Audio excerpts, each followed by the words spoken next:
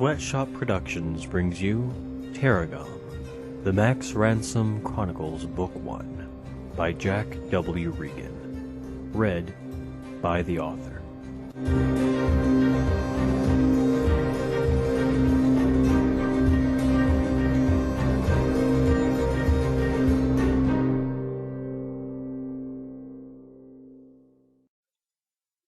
Chapter 3.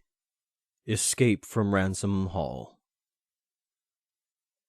Max drew the sword and held it in front of him, although knowing it would be of no use against the strange creature and its devastating weapon. For some reason, the Phantor paused and seemed to peer closer at Max, as if trying to recognize him. It spoke. The low, raspy voice made Max shudder. "Ransom!" Max gripped the sword tightly, the tip held up and pointing at the Phantor. How had the apparition known his name? His knees felt weak, and for a moment he thought he might either pass out or be sick. He tried to speak, but his mouth was dry and his tongue felt thick and immobile. The Phantor moved forward and reached out toward Max, brushing his cheek. The touch was ice cold. The creature raised its arm to unleash a ball of flame that would engulf Max in seconds, but a voice stopped it. "Not so fast, demon!" The Phantor swirled and turned.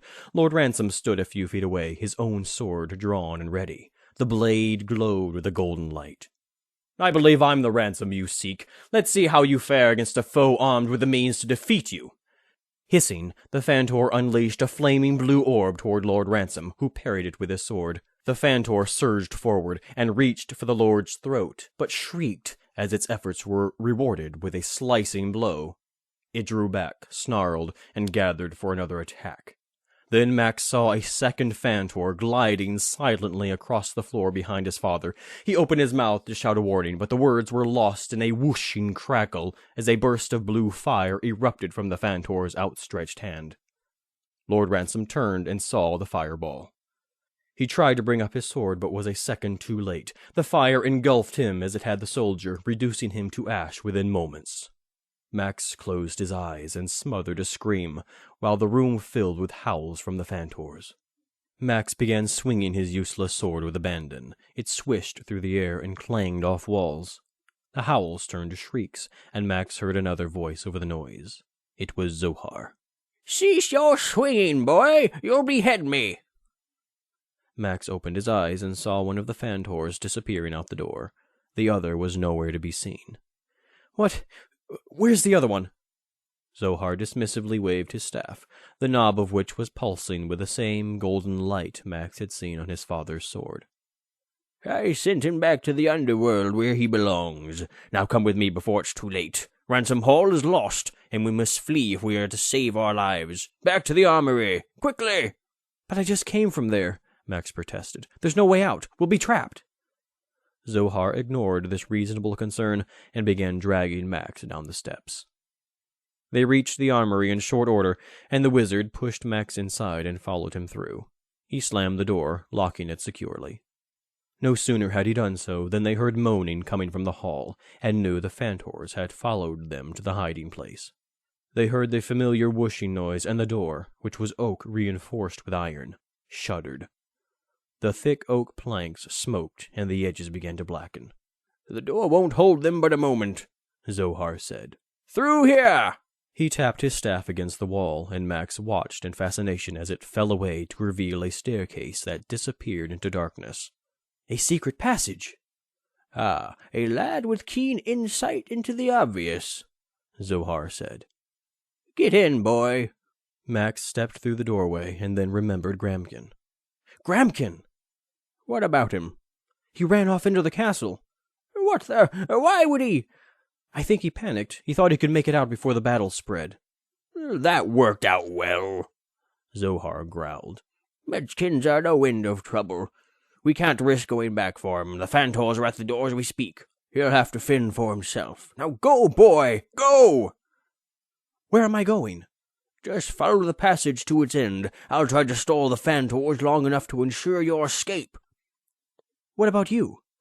Your concern is touching, but your survival is more important. You don't understand that now. You'll have to trust me. The door crumbled. Go! Zohar turned his back on Max and filled the doorway, his staff held out in front like a rapier. Fantors, you shall die! He shouted. Max didn't wait to see what would almost certainly be the demise of an old family friend. Instead, he took the wizard's advice and descended the steps as quickly as he could. His feet reached the bottom and he stumbled, falling to his hands and knees. He was on dirt now, and standing up he felt around him to discover a narrow passageway. It was almost completely black, forcing him to feel his way along. As creepy as the passage was, the horrible sounds of battle from overhead kept him motivated, and he pushed forward into the darkness. In the previous crisis, he had been unable to think and react normally, but now the reality of his father's death came rushing back, and he began to run, sobbing as he stumbled through the darkness, running into walls and once thumping his head on a low beam or tree root. He was brought up short by running directly into something solid. Blinking away the stars the collision had produced in his line of vision, Max felt rough wooden beams in front of him, and then the cool metal of a door handle. He pulled, but the door refused to open. After more blind grasping, he found a lock bar.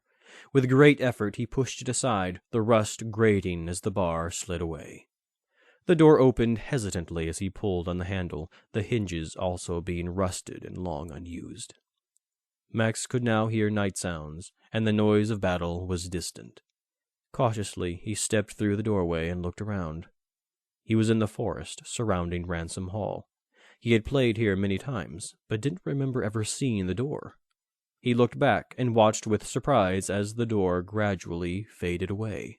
He grabbed for it, but it slipped through his fingers and disappeared. He walked around where it would have been, but there was nothing but bushes and trees. "Hope I don't have to go back that way," he muttered. "Not likely," answered a voice. Max jumped and his hand grasped the sword at his side. Then he recognized the voice. "Gramkin, you're safe." "Quite, and no thanks to you. How could you abandon me like that?"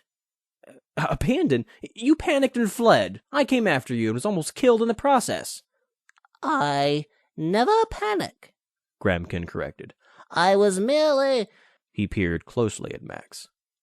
"Have you been crying?" "No, I mean, maybe just a little." "I don't blame you. I almost wet my—" "My father's dead," Max blurted. Gramkin stood speechless. "It was the Fantors. They were going to kill me. He stopped them." "This is indeed dire news," Gramkin said. "And the castle has fallen?" Max nodded. Gramkin reached in the sack he still carried and offered Max some cheese. "Eat this. Nothing takes the edge off tragedy like a bit of cheese." Max waved it away, but the smell of the cheese incited hunger, and on second thought he accepted it. He ate slowly, listening to the fading sounds of battle. It was almost quiet now. There was one last long scream, and then silence. "You can stay with me tonight," Gramkin said. "Perhaps you can come to the games." "Let's go then," Max said. "It's only a matter of time before the Fantors come down the same passage I used, and we don't want to be standing here when that happens." As if on cue, the low moaning drifted through the forest. They both looked around uneasily. "Which way to your house?" Gramkin pointed. "That way, but it's not a house exactly."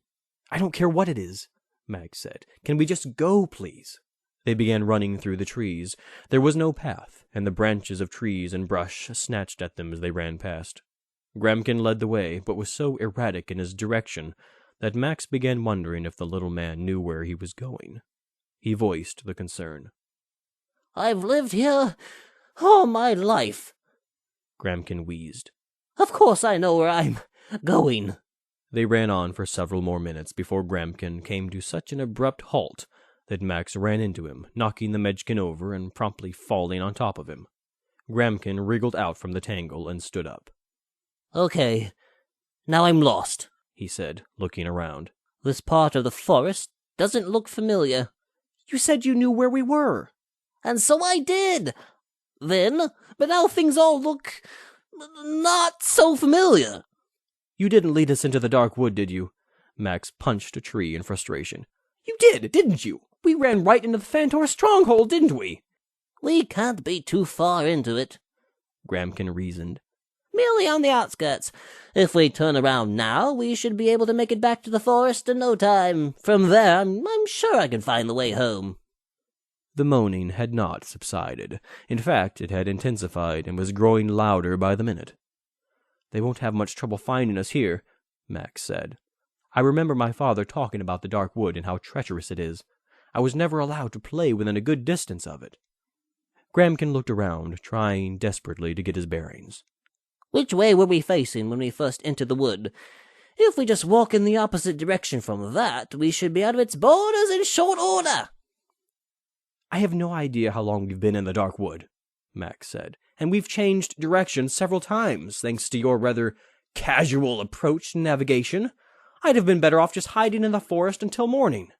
There is nothing wrong with my navigational methods, Gramkin pouted. Obviously, they've moved the forest around to confuse us. We'll just have to outsmart them by working our way back to the starting point and then find our way home by going in the opposite direction. Max snorted. That's ridiculous. Who ever heard of moving a forest around? Not even Zohar could pull that one off. A branch rubbed against Max's arm. He yelped and jumped aside. Gramkin raised an eyebrow. You don't seem convinced. I'm just a little jumpy, Max said. Even as he dismissed the notion, some of the trees did seem to be in motion.